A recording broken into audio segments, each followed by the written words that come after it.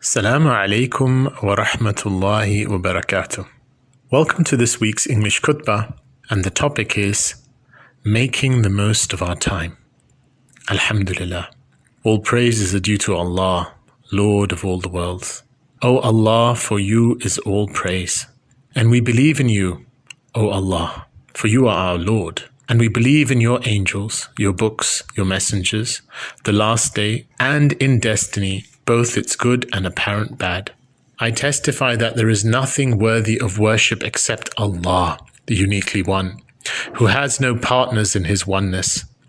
We are content with Allah as our Lord, Islam as our religion, and I testify that our Sayyid, Sayyidina Muhammad sallallahu alaihi wasallam, is the slave of Allah and his messenger, and we are content with him as our prophet.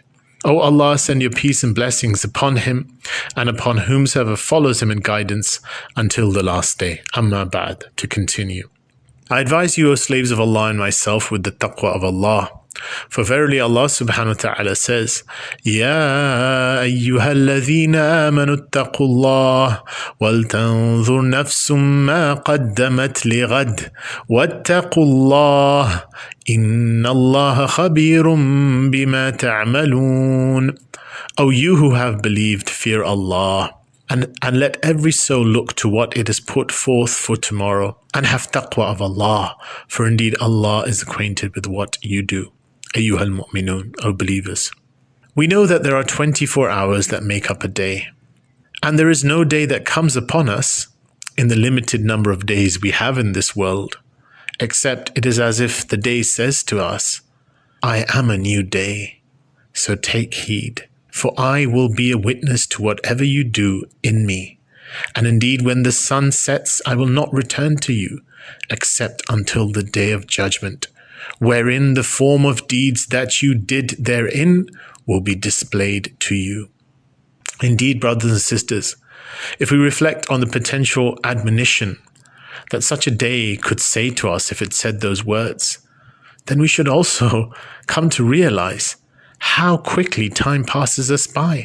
For if we look at our lives, especially those who are well into our middle age and beyond, then we'll see that the days, the months, and the years that have come to make up our lifespan, and indeed the duration of time that we've been on this earth, can seem almost like a small amount of time.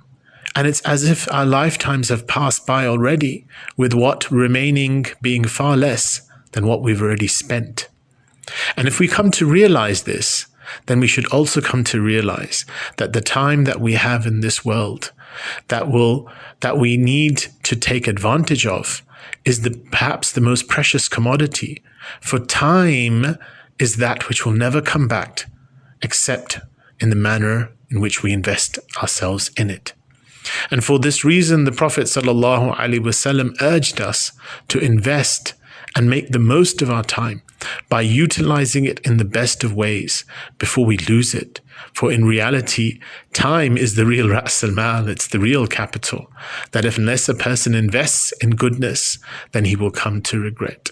And this is why the Prophet ﷺ said to a companion in a type of admonition, he said, اغتنم خمسا قبل خمس. He said, make the most of 5 things before 5 other things.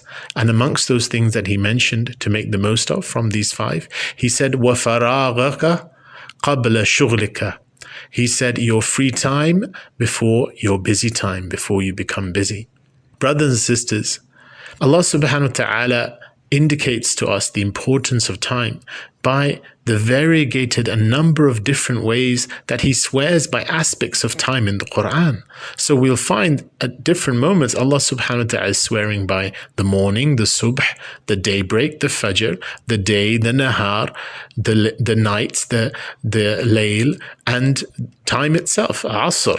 When Allah says wal asr. And so when we reflect, for example, when Allah subhanahu wa ta'ala says وَالضُّحَى وَاللَّيْلِ إِذَا سَجَى, and by the morning brightness, and by the night when it covers itself with darkness. If we reflect on these verses, then we'll come to realize that Allah subhanahu wa ta'ala, aside from alluding to the importance of what comes after these oaths of of Allah subhanahu wa ta'ala swearing by time is also alluding to the importance of time itself. For Allah subhanahu wa ta'ala will never take an oath by something except that itself holds a degree of importance in Allah, with Allah subhanahu wa ta'ala. And so the realized human being, the human being who's come to value his humanity, is someone who also gives importance to time, and someone who makes the most of the time that is allotted to them in their day. One of the ways to do so is by distributing it in an efficient manner. This was the sunnah of the Prophet ﷺ. He would come to allot his time in different ways, making sure everyone's rights are fulfilled. And of course, at the very forefront of allotment of such time should be the dedication to ibadah. For Allah subhanahu wa ta'ala himself has decreed that certain times are more appropriate for ibadah than other times. For example, Allah subhanahu wa ta'ala says, "Inna as-salata kanat 'ala al-mu'minina kitaban mawquta." Indeed, prayer is decreed upon the believers at specific times. There are specified times whereby it's been decreed that prayers have been decreed upon them. And so, in similar manner, a person should set aside time to ensure that he performs his prayer on the right times, and he should ensure that his distractions of life do not entail that he's not able to fulfill his salah at the decreed times in the best and most appropriate manner of what the salah requires of us. Aside from this, apart from these times for ibadah and these times for worshipping and drawing nearer to Allah subhanahu wa ta'ala, a person should set time aside for his family and those of his kin, right? First and foremost of them being his parents. This entails that a person sit with them, spend time in their company, ask about their state, converse with them, and generally build about a state of contentment and intimate companionship. And this is all under the verse when Allah subhanahu wa ta'ala tells us, وَصَاحِبُهُمَا فِي الدُّنْيَا مَعْرُوفًا. Accompany them both in this world with appropriate kindness, with beautiful kindness. And so from this companionship is that we dedicate some time to being with our parents. Likewise, it's necessary that a person dedicate and spend time with his immediate family, being his spouse and his children. For he should represent for his wife a means of intimacy and be available for her needs, both physical and emotional.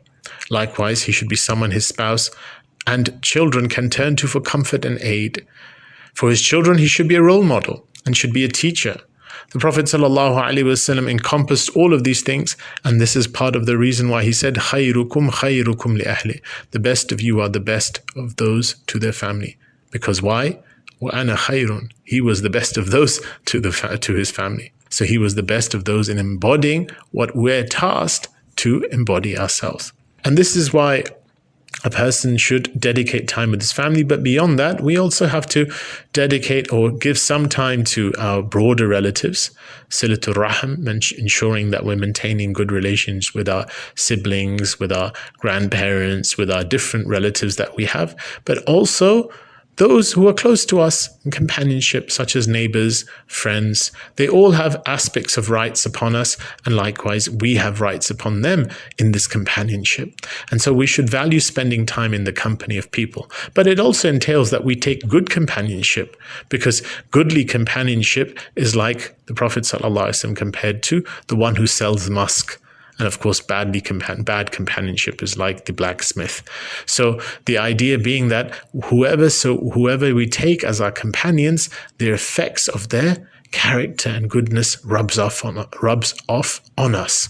And so we should seek to spend time in people who we value, who can help us draw nearer to Allah subhanahu wa ta'ala. This means that we should look for people to take as companions who are people of knowledge, people of spirituality, people of estates with Allah subhanahu wa ta'ala, people who have blessings and people who embody wisdom. Likewise, it's also good to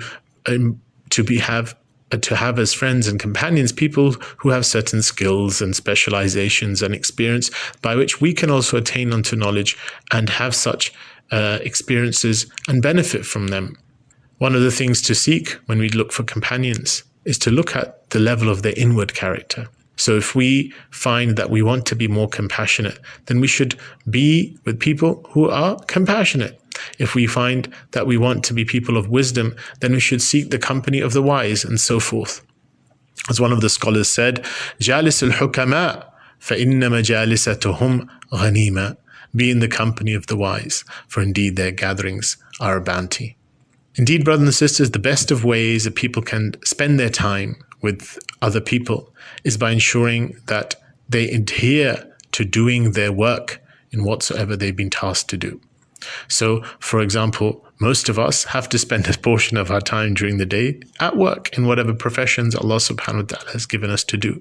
And we should never underestimate the importance of this time that we're spending in our works. For as long as our professions are professions that are halal and are in the mubah, then we can make an intention for Allah subhanahu wa ta'ala thereby to meet the needs of our families and to also ensure that we fulfill the obligations of our work in the best of ways. For our professions are premised on work agreements, whereby there is a trust that we perform certain duties of tasks in exchange for employment and income. And the believer is the one who fulfills his trust and is loyal to whatever is expected of him to undertake. And this is why Allah subhanahu wa ta'ala says about the believers, وَالَّذِينَ هُمْ لِأَمَانَاتِهِمْ وَأَهْدِيهِمْ رَاعُونَ. And they, the believers, are those who with regards to their trust and their promises are always ra'un, always attentive, always ensuring that they're fulfilled. Similarly, a person should invest some hours of his day in expanding his understanding, increasing his knowledge, further developing himself. And this can be done by beneficial and purposeful reading, continuous learning, and fruitful contemplation. And this is why Allah subhanahu wa ta'ala tells us to contemplate. Allah subhanahu wa ta'ala says, أَوَلَمْ يَتَفَكَّرُوا فِي أَنفُسِهِمْ مَا خَلَقَ اللَّهُ السَّمَاوَاتِ وَالْأَرْضَ وَمَا بَيْنَهُمَا إِلَّا بِالْحَقِّ. Do they not contemplate within themselves? Allah subhanahu wa ta'ala has not created the heavens and the earth and what is between them except in truth. So with all of this, brothers and sisters, if we were to dedicate and utilize our lives in the best of ways, then our lives would be full of achievements and righteousness, and we in turn would be those who draw nearer to Allah subhanahu wa ta'ala through hayatan tayyibah, through goodly lives. Somebody asked the Prophet sallallahu alaihi wasallam, and he said, Ya Rasulullah, man khayrun nas, O Messenger of Allah, which of the people is the best of people? The Prophet ﷺ said, Man tala umruhu wa hasuna amaluhu. He said, he whose life is long and whose deeds are good. And in the opposite direction, the Prophet ﷺ also said, the people who are the worst of people are the ones who have long lives, but their deeds are fully bad deeds.